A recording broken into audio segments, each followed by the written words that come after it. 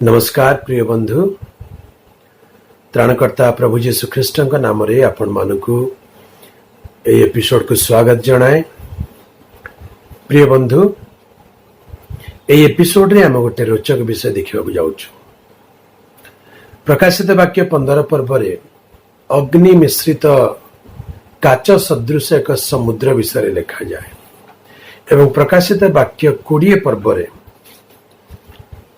अग्निमय ह्रद विषय लिखा जाए। दुईटी पद मुझे आपन सामने रखी एवं यार पार्थक्य को आम मैंने ध्यान करने को जीवा।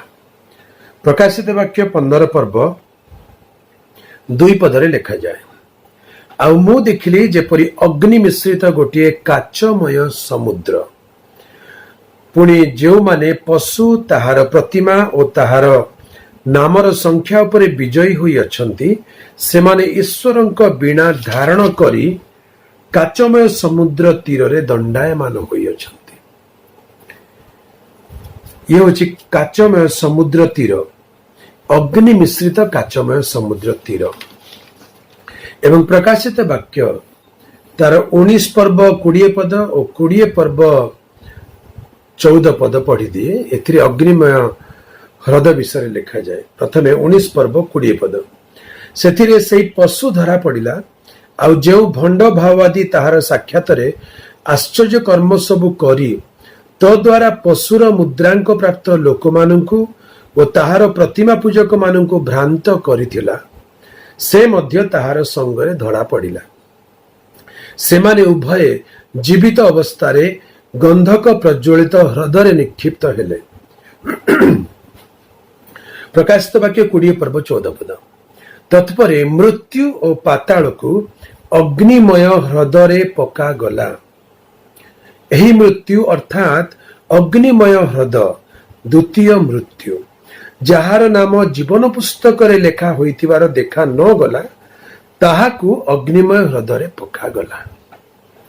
तेबे एटी दुईटी विषय आमे देखुछु। प्रकाशित वाक्य 15 पर्व 2 पद, 15 पर्व 2 पदरे अग्नि मिश्रित गोटे काचमय समुद्र, अग्नि मिश्रित गोटे काचमय समुद्र, किंतु 20 पर्वर 14-15 पदरे अग्निमय ह्रद, अग्नि मिश्रित काचमय समुद्र व अग्निमय ह्रद ए दुईटी भिन्न भिन्न विषय को दर्शाए। तेरे प्रथमे देखिबा अग्नि मिश्रित काचमय समुद्र। ए अग्नि मिश्रित काचमय समुद्र साधु मानकर एक अवस्था को, पोजिशन को दर्शाए। ए स्थान में देखू ए घटना प्रकाशित वाक्य 15 पर्व उल्लेख करागला बेले क्लेशरु बाहरी आसीथिबा साधु माने से माने अग्नि मिश्रित काचमय समुद्र तीर रे ठिया होई अछंती। लिखा जाए जे अग्नि मिश्रित गोटे काचमय समुद्र जो माने पशु ताहार प्रतिमा ताहा नामर संख्या उपरे विजयी होई अछंती सेमाने ईश्वरंक बिना धारण करी सेही काचमय समुद्र तीर रे दंडायमान होई अछंती। तामाने ये गोटे भल स्थान, एटा गोटे भल पोजिशन, ईश्वरंकर आशीर्वाद स्थान, एक गौरवमय स्थान भाव में आम ग्रहण करि पारू। जो माने पशु को तार प्रतिमा को व तार संख्या उपरे विजयी होई अछंती, विजयी होई अछंती बोली कहले पशु उपरे केमिति विजयी हेबे, तार प्रतिमा उपरे संख्या उपरे केमिति विजयी हेबे। ये क्लेशर समय मध्य दे जाइथिबा, क्लेश समय मध्य रे प्रभुंकर मनोनीत साधु माने जो माने ख्रीष्ट विरोधी को तार प्रतिमा को एवं से संख्या 666 को स्वीकार करि नाहंती, ग्रहण करि नाहंती, बरम निज प्राण को दान करिसंती, सेति साक्षर हो जाइछंती। सेही लोक माने एई समस्त विषय पर जयलाभ करिसंती बोली वाक्य में देखो।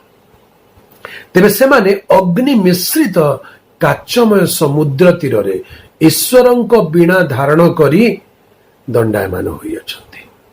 तेबे एई विषय काचमय स्फटिक परी काचमय एक स्वच्छ समुद्र, ए काचमय स्वच्छ समुद्र केउठारे देखा जाए? ए काचमय समुद्र अवस्थिति कोठी? प्रकाशित वाक्य 4 पर्व तार आमे देखू 4 पर्व 6 पदरे आमे देखि परिबा सेठी सिंहासन सम्मुखरे स्फटिक परि स्वच्छ एक समुद्र सिंहासन चतुर्दिगर मध्यस्थल चारि प्राणी से अग्र पश्चात चक्षुरे परिपूर्ण। तेबे ए स्फटिक सदृश काच परि स्वच्छ एक समुद्र एटा कोठी मिले? Crystal, sea of crystals. ये होची सिंहासन सम्मुखस्थ स्थान। ईश्वरंक सिंहासन सम्मुख रे थिबा स्थान स्फटिक परि स्वच्छ समुद्र। किंतु 15 पर्व को आसिला बेले देखुचु ए 15 पर्व बोली कहले क्लेशर प्रथमार्ध समाप्त होईछि। तापरे ए स्फटिक सदृश काचमय समुद्र रे अग्नि मिश्रित हो जाइछि। अग्नि मिश्रित बोली कहले अग्नि रूप क्लेश को दर्शाए, परीक्षा को दर्शाए। ए क्लेश और परीक्षा अति भयंकर विषय अटे। अग्नि क्लेश केमिति आरंभ हैला प्रकाशित वाक्य 12 पर्व आम देखिपर। रैप्चर पर मंडली उठाई निया गला परे मनोनीत मंडली सिद्धता पाइथिबा ख्रीष्टंकर सती कन्या सदृश मंडली पृथ्वी मध्याकाश को उठाई निया गला परे वाक्य रे लेखा अछि आकाश मंडल रे मिखाएल एवं शैतान सहित युद्ध हुए। आ शैतान आकाश मंडल तले पतित हुए। सेते बेले गोटे कथा कहा जाइछि प्रकाशित वाक्य 12 पर्व 10 पद लेखा अछि। सेते बेले 12 पद पढ़ी दिए। 12 पद अति स्पष्ट भाव लिखा अछि। अतएव हे स्वर्ग व तन्निवासी माने आनंद कर, मात्र हाय पृथ्वी और समुद्र तुम्हें माने संतापर पात्र, कारण समय अति अल्प बोली जानी दियाबल अपना महाक्रोध रे तुम्भ मानक मध्य को ओह्लाई जाइछि। ए दियाबल कले शैतान महाक्रोध रे आकाश तले पतित होइछि। आ से कोन करिछि वाक्य लेखा अछि जे 17 पद पढ़ी दिए। सेथिरे सर्प स्त्री लोकंक उपरे महाक्रोध होई। स्त्री लोक बोली कहले जे आगमन उठाई निया जाई पारिला नहीं सेही मंडली ताहांक वंश अर्थात मंडली अवशिष्टांश जो माने आगमन जाई पारले नहीं से मनोनीत साधु माने ताहांक वंशर जो अवशिष्ट लोक माने ईश्वरक आज्ञा पालन करंती और जीशुक विषय साक्ष्य दान करंती सेमानक सहित युद्ध करने को चलीगला। वर्तमान गोटे डायरेक्ट कन्फ्रंटेशन हम मनोनीत साधु मानक सहित शैतान गोटे डायरेक्ट कन्फ्रंटेशन हम। माथ्यू 24 पर्व से लिखा जाए मनोनीत लोक मानक सकाशे से समय जदि उणा करा जाई न थांता ताहाले अति भयंकर समय होता। वाक्य लेखा अछि माथ्यू 24 पर्व 21 आ 22 पद पढ़ी दउछि। लेखा अछि कारण सेते बेले एपरी महाक्लेश घटिब जे जगतर आरंभरू आज पर्यंत घटी नहीं पुणी केबे हे घटिब नहीं। आउ सही समय जेबे उणा करा जाई न थांता तबे कौनसी मर्त्य परित्राण पांता नहीं, मात्र मनोनीत लोकंक सकाशे सही समय उणा करा जीव। It's a future event. आगमन परे समय को 3.5 वर्ष करदेवे प्रभु। से महाक्लेशर समय को प्रभु अल्प समय करदेवे जेपरी मनोनीत साधु माने से समय भितर दे से माने प्रभु को पाई साक्षम रहे। तेणु एई समय को काचमय समुद्र अग्नि मिश्रित हो जाए परीक्षा रे कष्ट क्लेशर एक प्रतीक अटे। प्रकाशित वाक्य 7 पर्व रे क्लेशरु बाहरी आस्थिबा साधु मानक विषय लिखा जाए जे 13 पदरु पढ़ी देउछि। 7 पर्व 13 पदरु पुणी प्राचीन मानक मध्यरु जणे मते पचारिले शुक्ल वस्त्र परिहित ए लोक माने किए ओ से माने केउठारु आसी अछंती। मु ताहांकु कहिली हे प्रभु आपण ही ताहा जानंती। सेथिरे से मते कहिले एमाने महाक्लेशरु बाहरी आसी अछंती ओ मेष शावकंक रक्त रे आपण आपण वस्त्र धोई शुक्ल वर्ण करि अछंती। सेथिपाई सेमाने ईश्वरंक सिंहासन सम्मुखरे थाई दिवारात्र ताहांकर उपासना करंती। ध्यान दियंतु ईश्वरंक सिंहासन सम्मुखरे थाई, ईश्वरंक सिंहासन सम्मुखरे थाई एई स्फटिक सदृश काचमय समुद्र सिंहासन सम्मुखरे अछि। आ क्लेशर बाहरी आस्तव साधु माने सेमाने अग्नि मिश्रित से काचर समुद्र परि देखा जाउछंती। सिंहासन सम्मुखरे थाई तांको दिवारात्र तांको उपासना करंती। पुणी सिंहासन प्रविष्ट व्यक्ति सेमानक आश्रय स्वरूप हेबे। प्रभु का नाम गौरव हो। तेबे अग्नि मिश्रित समुद्र स्फटिक परि काचमय समुद्र बोली कहले ये हूँ मार्टेस मानकर साक्षमर माने कष्टरे निज प्राण दान करी अग्नि मध्य देई निज प्राण को रक्षा करिवार एक प्रतीक आ ये अनंत ईश्वरंकर एक परित्राण आशीर्वाद स्थान सिंहासन सम्मुख रे थिबा काचमय समुद्र ईश्वरंकर मनोनीत साधु मानकर स्थान अटे। किंतु किंतु अग्निमय ह्रद बोली आ गोटे ह्रद अच्छी। এই ଅଗ୍ନିମୟ ହ୍ରଦ ଈଶ୍ୱରଙ୍କ ବିରୋଧୀ ମାନଙ୍କୁ ଦଣ୍ଡ ଦେବାର ସ୍ଥାନ। ବାକ୍ୟରେ ଆମେ ପଢିଲୁ ଯେ ଯୋଉମାନେ ସେ ପଶୁ ଉପରେ ପ୍ରତିମା ଉପରେ ସଂଖ୍ୟା ଉପରେ ଜୟ ଲାଭ କଲେ ସେମାନେ ଅଗ୍ନି ମିଶ୍ରିତ ସମୁଦ୍ର ତୀରରେ ଈଶ୍ୱରଙ୍କର ବୀଣା ଧାରଣ କରି ସେମାନେ ଦଣ୍ଡାୟମାନ ହୋଇଅଛନ୍ତି। କିନ୍ତୁ ବାକ୍ୟରେ ଲେଖା ଅଛି ପ୍ରକାଶିତ ବାକ୍ୟ 14 ପର୍ବକୁ ଆସନ୍ତୁ। ପ୍ରକାଶିତ ବାକ୍ୟ 14 ପର୍ବ 10 ପଦରୁ ପଢି ଦିଏ। ତେବେ से मध्य ईश्वरंकर 9 पदर पढ़ले स्पष्ट हम सेमानक पश्चात आउ जन अर्थात तृतीय दूत आसी उच्च स्वर रे कहिले जदि कहीं से पशु और तार प्रतिमा को प्रणाम करे पुणी आपना कपाल रे कि हाथ रे तार चिन्ह ग्रहण करे अर्थात से पशु प्रतिमा और चिन्ह पाखरे से हारी जाए तेबे से मध्य ईश्वर को कोप रूप जो मदिरा अमिश्रित भावे ताहांको क्रोधर पात्र रे प्रस्तुत करा जाई अछि ता पान करिवो। पुणी पवित्र दूतगणों मेष शावकों साक्षात रे अग्नि और गंधक द्वारा जंत्रणा प्राप्त हेबो। जे हारी जीवो जे ख्रीष्ट विरोधी कथा मानि नेबो प्रतिमा को प्रणाम करिवो संख्या ग्रहण करिवो से अग्नि और गंधक द्वारा जंत्रणा प्राप्त हेबो। एपरि लोकमानंको जंत्रणार धूम जुगे जुगे उठुथिबो।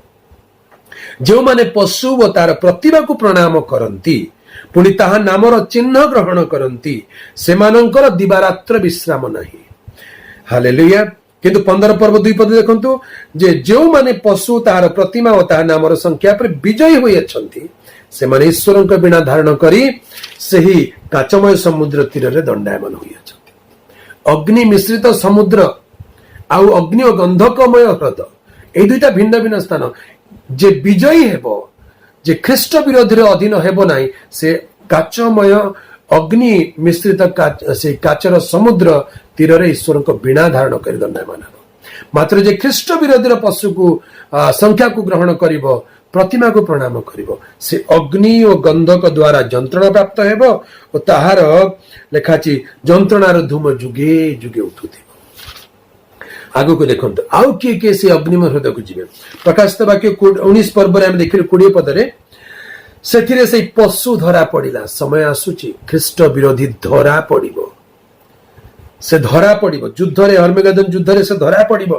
आ जो भंड भाववादी ताहार साक्षात रे आश्चर्य कर्म सब करी तद्वारा पशुर मुद्रांक प्राप्त लोक माननकु ओ ताहार प्रतिमा पूजक माननकु भ्रांत करितला से मध्य ताहार संग रे धरा पड़िबो।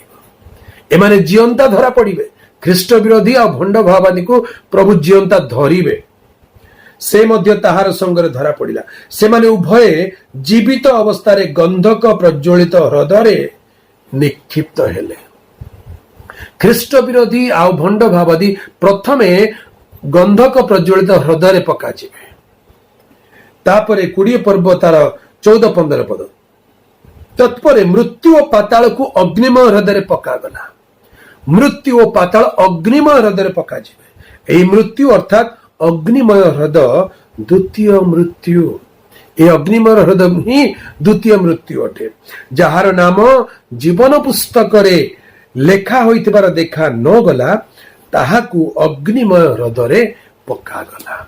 प्रभुंकर प्रिय लोक माने अग्नि मिश्रित काचमय समुद्र साधु मानकर पोजिशन को दर्शाए जो मानक नाम जीवन पुस्तक रे अच्छी जो माने प्रभु को पाई दुख कष्ट जंत्रणा सही जो माने निज प्राण को प्रभु को पाई बलिदान करने को पछे नांती से माने काचमय समुद्र अग्नि मिश्रित समुद्र तीर रे ईश्वरंकर बीणा धारण करिवे। मात्र जो माने पशु को अर्थात ख्रीष्ट विरोधी को भंड भाववादी को तार प्रतिमा को संख्या को ग्रहण करिवे से माने जुगे जुगे अग्निमय हृदय जंत्रणा पाइबे। शेषर ख्रीष्ट विरोधी भंड भाववादी सेमानंको मध्य अग्निमय हृदय जंत्रणा पाइबा छाड़ी दिया जिवो। आ प्रकाशित वाक्य 20:15 लिखा अछि, जार नाम जीवन पुस्तक लिखित थिबार देखा न गला से माने अग्निमय हृदय को चली जिवे। अग्निमय हृदय एक भयंकर स्थान अटे, पापी मानकर अनंत कालीन विनाशमय स्थान। से स्थान विषय पुरातन नियम जिखर भावादी पुस्तक लिखा जाए, सेठिकार अग्नि निर्वापित हुए नहीं कि कीट क्षय पाए नहीं। से जलुथिबो जलुथिबो जलुथिबो अनंत काल पाई अग्नि गंधकमय स्थान रे पापी माने परित्राण पाई नथिबा लोक माने ख्रीष्ट विरोधी अनुयायी माने से माने से स्थान रे जंत्रणा रे रहिबे। मात्र जो माने प्रभु को ग्रहण करिसंती, जो माने मन परिवर्तन करिसंती, जार नाम जीवन पुस्तक रे लिखित अछि, से अग्निमय हृदय रक्षा पाइबो। प्रभु को आगमन जदि उठाई निया गले तबे ख्रीष्टଙ୍କ सहित मध्याकाश रे तांको साक्षात करिबो एवं अनंत काल पाई नूतन जेरूसालेम रे स्थान पाइबो। किंतु जदि आगमन उठाई निया न जानती, पछरे कोनोसी कारणवशत रही जानती, तथापि प्रभुଙ୍କ ପାଇଁ विश्वस्त होई निजर प्राण को सुधा प्रिय ज्ञान न करी, ख्रीष्ट विरोधी विरोध करी, संख्या ग्रहण न करी जो माने प्राण दान करिवे से माने अग्निमय हृदय को जिबे नहीं, अग्नि मिश्रित समुद्र कूल रे वीणावादनकारी तुल्य रहिबे। अर्थात जदियो से माने कष्ट भोग करिवे तथापि से माने स्फटिक परि काच परि समुद्र, city crystal clear, it's sanctification through suffering बोली कहा जाए। अर्थात क्लेश मध्य देई पवित्रता से माने पाइबे एवं अनंत काल रे से मानक स्थान कोठी हेबो लिखा जाए स्वर्ग रे रहिबे। लिखा जाए नूतन स्वर्ग रे जो स्थान ईश्वर का मंदिर अच्छी से स्थान रे साधु माने यही साक्ष्यमर माने से स्थान अनंत काल अधिकार करिवे। मात्र जार नाम जीवन पुस्तक रे नहीं से अनंत अग्निमय हृदय को जीव। प्रभु का नाम गौरव हो। तेरे आशा करे ये दुईटी स्थान पार्थक्य आपण अल्प बुझी पारिथिबे। गोटे होची अग्नि मिश्रित काचमय समुद्र जहा साक्ष्यमर बा ट्रिब्युलेशन पीरियड्स मार्टर्स क्लेशर साक्ष्यमर मानकर स्थान अटे। किंतु अनंत अग्निमय हृदय सबु पापी मानकर जो माने परित्राण पाई नथिबे से मानकर स्थान अटे। प्रभु ए वाक्य दे आमन को आशीर्वाद करंतु, ईश्वर वाक्यर गभीरता बुझिया पाई आमन को सहायता करंतु। आसंतु गोटे मुहूर्त प्रार्थना करिबा। प्रेममय पवित्र पिता, तुमको धन्यवाद देउछु, तुम वाक्यर गभीरता बुझिया पाई सहायता करूछ। हाँ प्रभु, अग्नि गंधकमय हृदय जा पापी मानकर अनंत कालीन विनाशर स्थान, जो चारे प्रभु जो माने परित्राण पाई नाहंती, ख्रीष्ट विरोधी संख्या नहीं, जार नाम जीवन पुस्तक रे नहीं, से प्रकार लोक माने अनंत काल दंड पाई जीवे। मात्र जो माने तुमरी मनोनीत साधु माने क्लेशर समय तुमरी पाई विश्वस्त होई प्रभु अग्नि परि परीक्षा सह्य करी प्राण दान करी साक्ष्यम रहबे, से माने अग्नि मिश्रित हेले सुधा स्फटिक सदृश काचमय समुद्र सिंहासन सम्मुख रे थाई तुमरी उपासना दिवारात्र करिवे। तुमको धन्यवाद देउछु। हे प्रभु, प्रार्थना करूछु ए अनुग्रह जुगरे आम मानकु सती कन्या सदृश पवित्र होई तुमरे आगमन समय मध्याकाश को उठाई निया जिया पाई आम मानकु योग्य कर। प्रभु, प्रत्येक प्रिय दर्शक मानकु आशीर्वाद कर, जो माने वाक्य देखुअछन्ति सुनुअछन्ति प्रत्येक को बुझिया पाई शक्ति प्रदान कर। गौरव संभ्रम महिमा तुमको दे प्रार्थना त्राणकर्ता प्रभु जीशु को नाम रे मागिली पिता, आमेन आमेन। प्रभुंकर प्रिय लोक माने, प्रभु आपन को प्रचुर आशीर्वाद करंतु। आगामी एपिसोड रे पुनर्बार देखा हेबा, सेतेबेल पर्यंत प्रभु आपन मानकर संग रे रही उपकार करंतु। आमेन।